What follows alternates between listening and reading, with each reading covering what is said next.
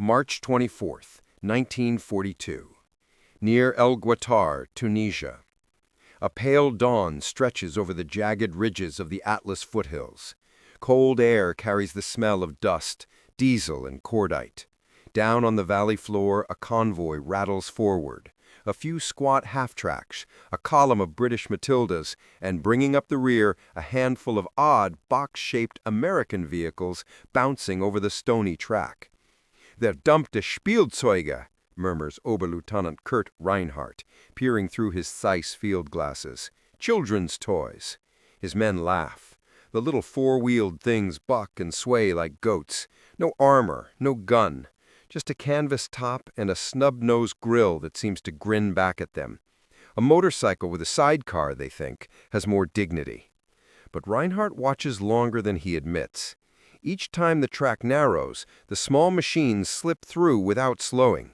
Where the Matildas bog down, the jeeps start around.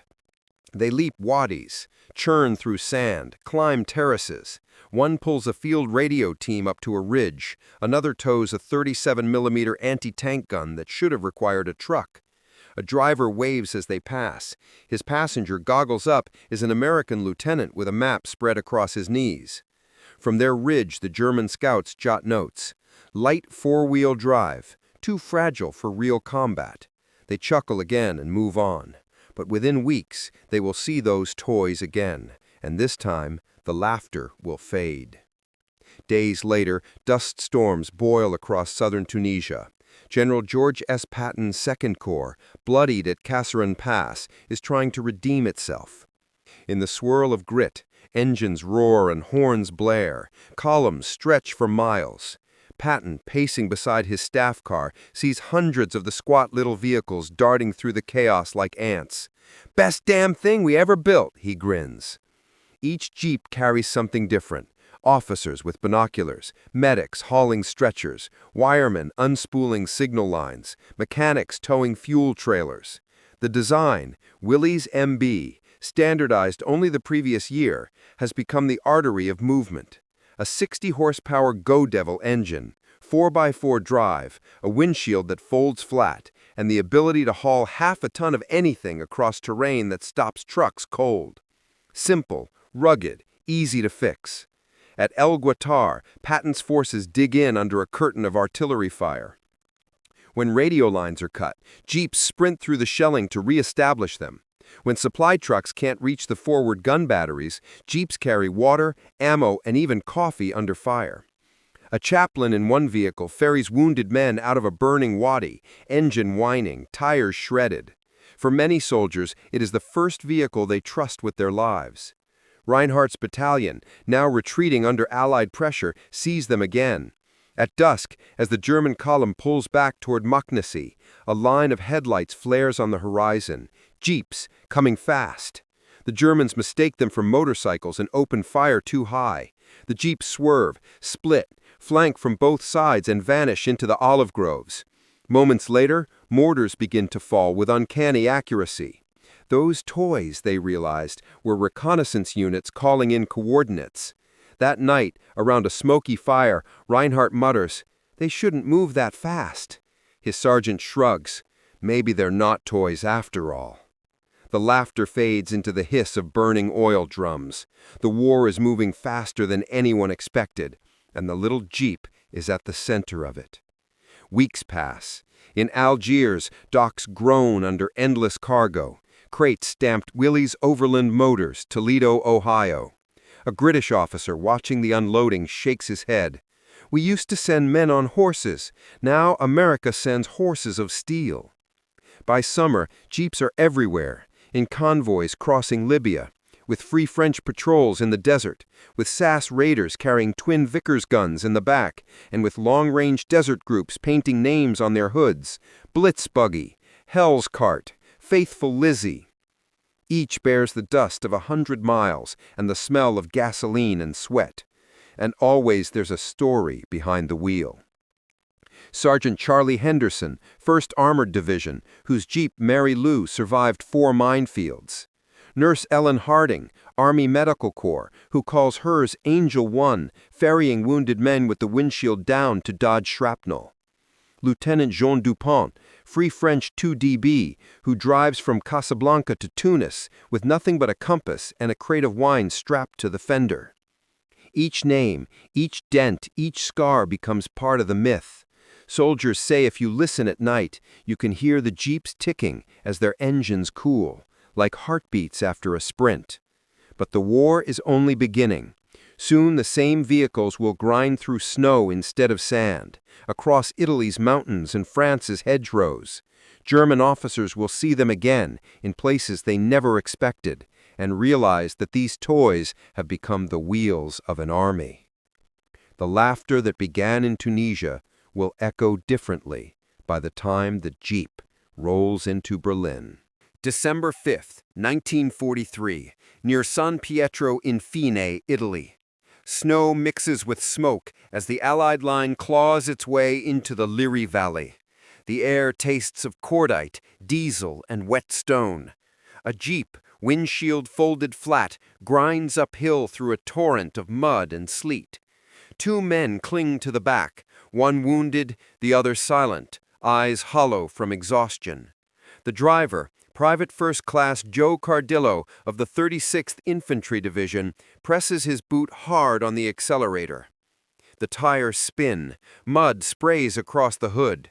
The little Willys bucks like a living thing, climbing where even mules refuse to tread. Overhead, artillery bursts against the mountains.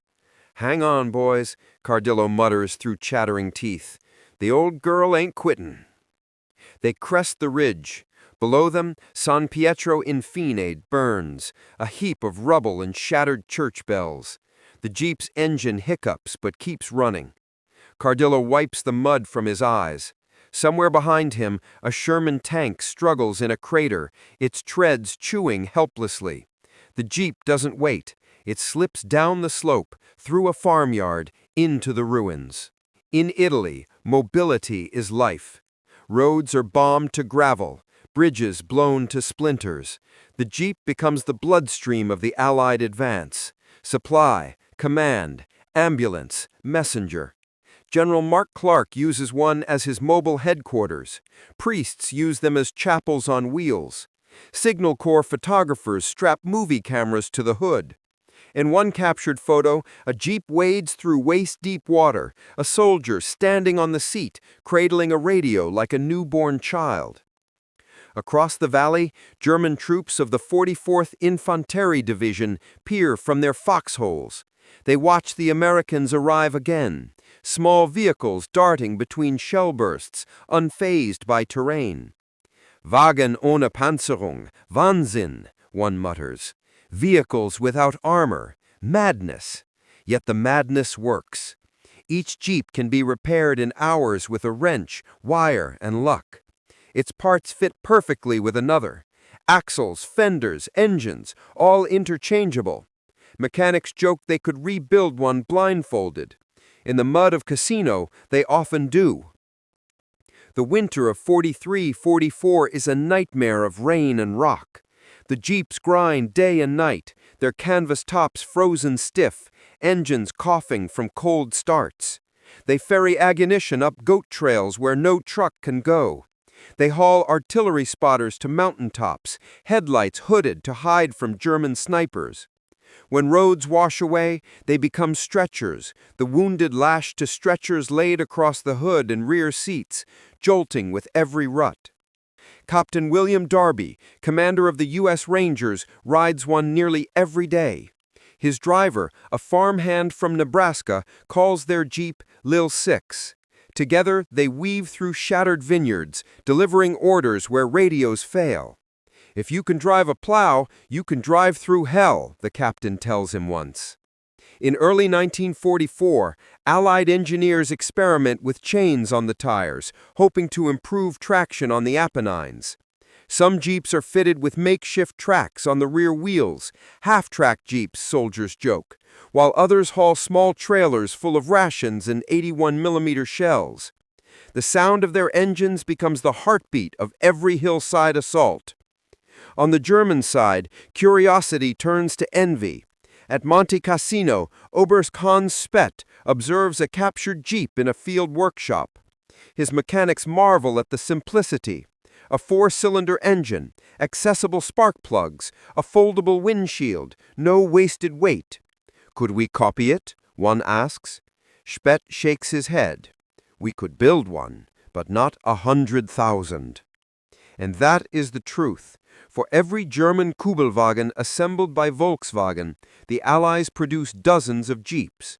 By 1944, factories in America and Canada turned them out by the hour, over 600,000 in total, a flood of steel, rubber, and willpower.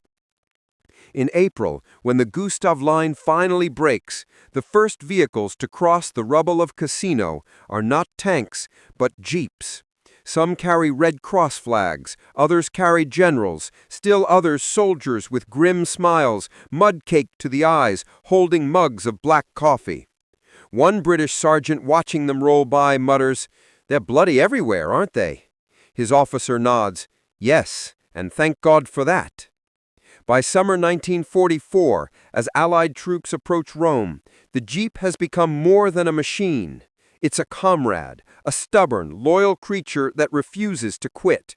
Men give them names, write poems to them, paint pin-up girls on the hood.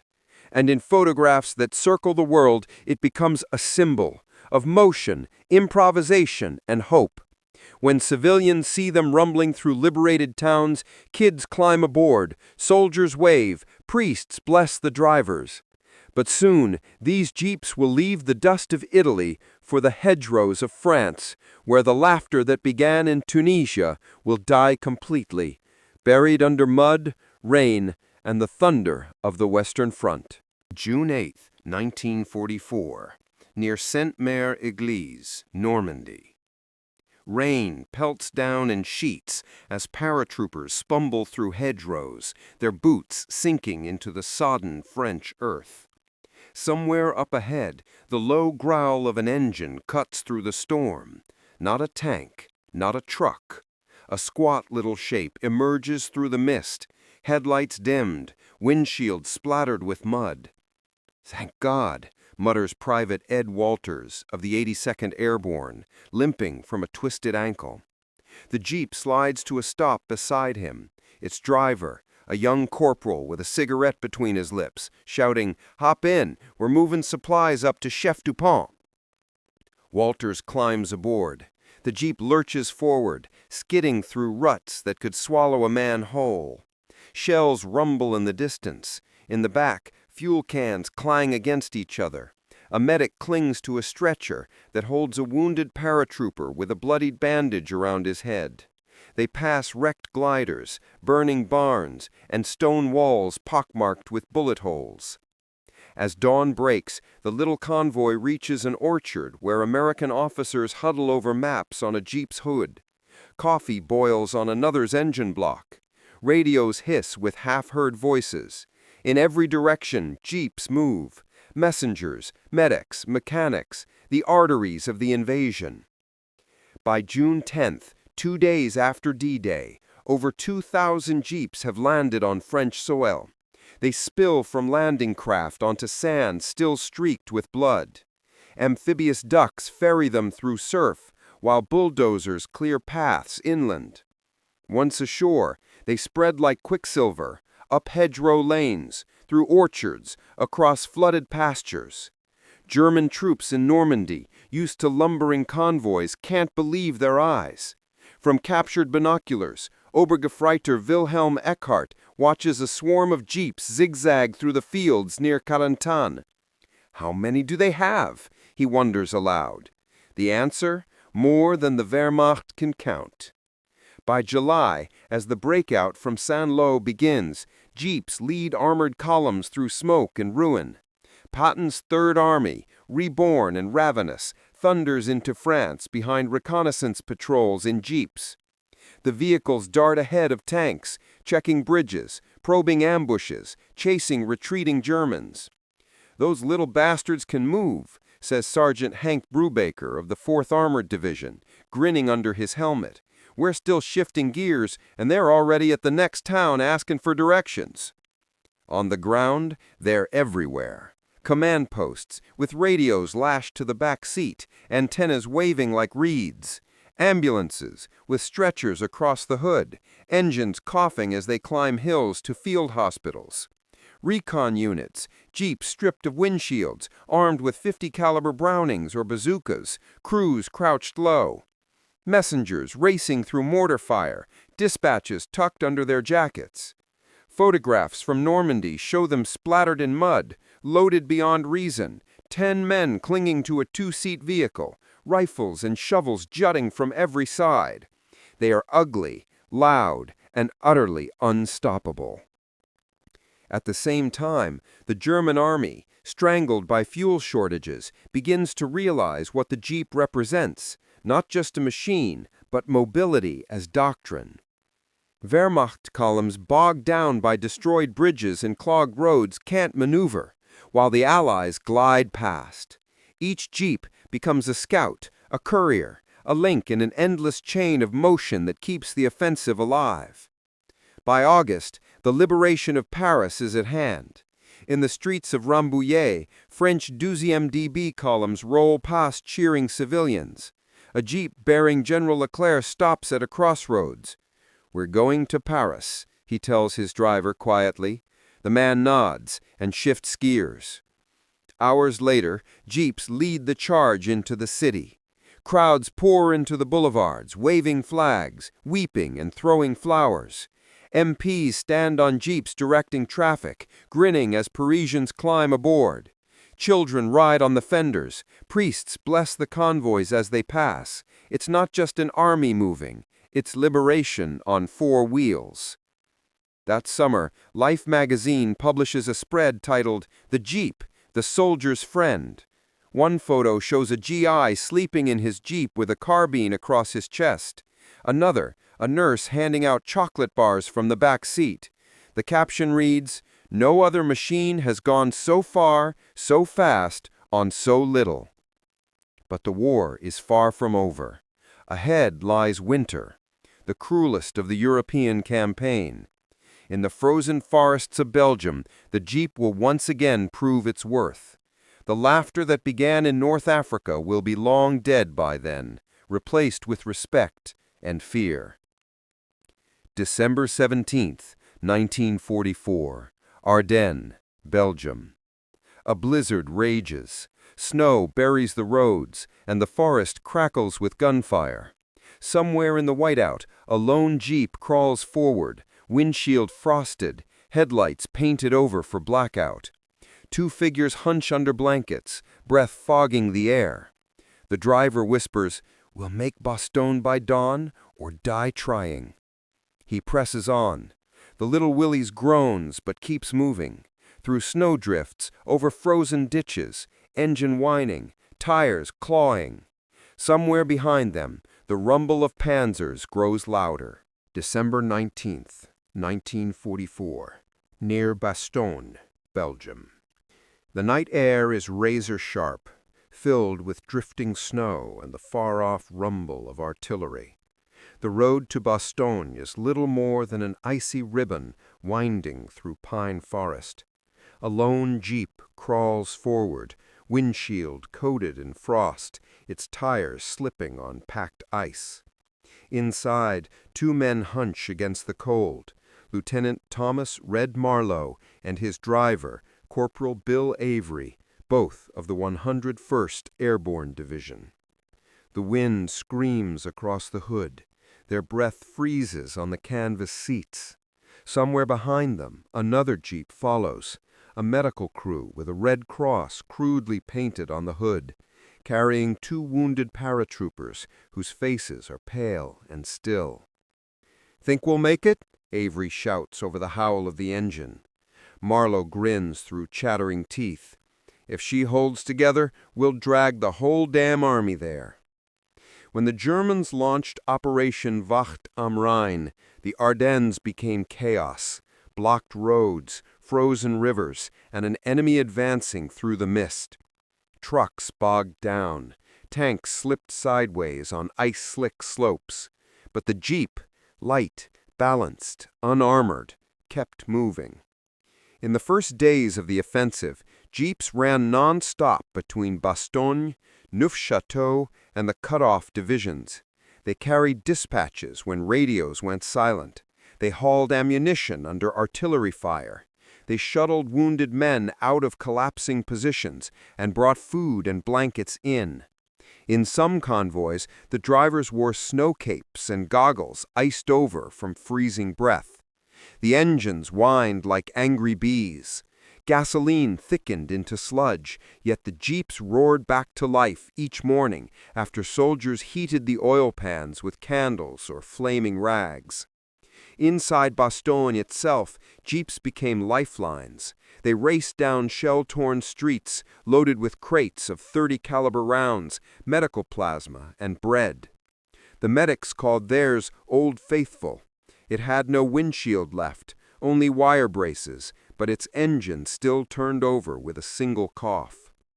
Major General Anthony McCullough's staff used jeeps to shift command posts between basements as shells fell. One driver, Private Sam Sirota, later recalled, "You could tell where headquarters was by the sound of those jeeps. They never stopped, even when the Germans started shelling the square." In the bitter cold of Christmas Eve, 1944, a column of jeeps from the 326th Medical Company rolled out under a white flag to bring wounded in from the perimeter. Snow muffled the engines as they crawled past wrecked half-tracks and shattered pine trees. German observers held their fire. The little vehicles came and went all night, ghosts in the snow. To the Germans, watching from the forests, the sight was confounding. Oberstleutnant Helmut Kastner, commanding a Kampfgruppe near Noville, wrote later, "We thought them ridiculous at first, small and thin-skinned like farm tractors, but they came again and again. Where a Kubelwagen would freeze, theirs would somehow go on. Even under fire, they did not stop." And indeed, they did not.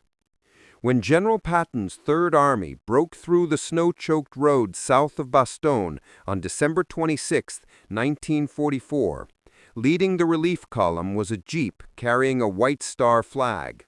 Its driver, Staff Sergeant John Collier, hunched low as 88mm shells exploded in the fields around him. Behind him, Sherman tanks churned forward, engines roaring, but it was the jeep that reached Bastogne first, its radiator steaming, horn blaring. Men cheered, some weeping openly. A medic climbed aboard and slapped the hood affectionately. "Hell of a machine," he said. Through the rest of that brutal winter, jeeps became command posts on wheels, field kitchens, and mobile chapels. Chaplains read Christmas prayers from their rear seats. Engineers used them to haul pontoons. GIs strung telephone wire from their bumpers. In photos taken near Hufvudstaden, a jeep sits half buried in snow, hood up, and men crowding around with mugs of coffee and cigarettes. Someone has scrawled on the fender, "No road too rough." By February 1945, as the snows began to melt and the German front collapsed, the jeep was everywhere again, splashing through thawed rivers, carrying MPs directing convoys, pulling artillery over rickety bridges. In one surreal image, a jeep crosses the Rhine atop a pontoon bridge, its driver grinning under a helmet smeared with mud. The same laughter that once mocked the toy now echoed with admiration. In Berlin's dying days, a captured German officer remarked to an Allied correspondent, "The jeep, yes, we saw them from Africa to the Rhine. We laughed at them. Then we learned to fear them. They were the legs of your army." The officer wasn't wrong. By war's end, over 640,000 jeeps had been built, an unarmored swarm that connected the world's largest fighting force. From frozen forests to tropical jungles, from generals to privates, it carried them all. But the story didn't end there. The war was shifting east, across the vast plains of Burma and China, and the jeep would prove itself once more in lands far from Europe's snow. March 3, 1944. Somewhere along the Lido Road, northern Burma. Rain falls in curtains thick as rope. The jungle breathes with the sound of frogs, cicadas, and grinding engines. In the half-light beneath the canopy, a convoy inches forward, headlights shrouded, tires sinking into the red clay.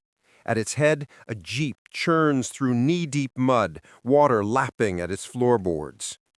The driver, a wiry man from Kansas named Corporal Ray Jensen, yells over the rain, "If she sinks, we walk!" His passenger, a British lieutenant from the Royal Engineers, just laughs. "Then we'll bloody well drive her underwater!" The Willys growls on, slipping and sliding, its wheels clawing for grip. Behind it, a column of trucks follows in the ruts it cuts through the mire. Supplies bound for Chinese forces along the Burma-India frontier. Every yard of the Lido Road has been carved from mountain and jungle by hand, pick, and dynamite. And wherever the road disappears, it's the jeep that goes first. In the humid chaos of the Southeast Asian front, the jeep's myth only grows. Chindits under Ord Wingate use stripped-down models for deep penetration raids, their engines muffled with canvas, carrying wireless sets and crates of ammunition through bamboo forests. Merrill's Marauders, the American long-range unit in Burma, name their jeeps like soldiers, Lucy, Widowmaker, Little Satan, and drive them through mud so deep the headlights vanish. When the monsoon turns trails into rivers, mechanics bolt sheet metal over the radiators and wade the jeeps through brown water that swallows the tires. It doesn't matter. The engine coughs, sputters, and then roars back to life. Soldiers laugh, not at the jeep, but with it, as though the little machine shares its stubbornness. By late 1944, the Lido Road joins with the old Burma Road, the only supply artery into China, after years of Japanese blockades. Convoys of jeeps and trucks snake through mountain passes lined with wrecks of older vehicles. Their engines echo across valleys where mist never lifts. A Chinese mechanic named Li Cheng works at a roadside depot outside Myitkyina. He can rebuild a Jeep engine in less than 3 hours. "Simple," he tells an American officer proudly. "Even a farmer can fix one." It is the machine's greatest secret, simplicity. No prom, no luxury, just pure purpose. In Shanghai, Nanking, and Manila, Jeeps parade in victory columns under strings of flags. Soldiers sit on the hoods, waving, smiling through exhaustion. A few carry makeshift signs painted in white letters. "From North Africa to the Pacific, she made it." Back in the United States, factories wind down production. The war is over. Millions of men return home, but many write in letters about missing the Jeep. For some, it was their first car. For others, their home, their lifeline, their friend. In a warehouse in Newark, New Jersey, Sergeant Joe Cardillo, the same man who once drove through the sleet at San Pietro, runs his hand over the dented fender of his old Jeep before it's crated for disposal. He whispers, "You got me home, girl." He lights a cigarette, stands for a long moment, and walks away. Months later, those same Jeeps begin new lives. Some are shipped to rebuilding efforts in Europe. Others plow fields, haul lumber, deliver mail. In France, children play in them. In the Philippines, farmers use them as taxis. Jeepneys, they're called. The laughter that began in Tunisia in 1942 has traveled the world, and by 1945 it is laughter of a different kind. One of wonder, of gratitude, of disbelief that such a small machine carried so much of humanity through the darkest years in history. And in the end, when soldiers look back on the war, the thunder of tanks, the scream of dive bombers, the endless marches through ruin and mud, they remember one sound above all: the steady, humble rumble of a 4-cylinder engine somewhere in the distance, heading toward the front. If the war had a soul, One veteran would later write, "It rode on 4 wheels, painted olive drab, and answered to the name Jeep."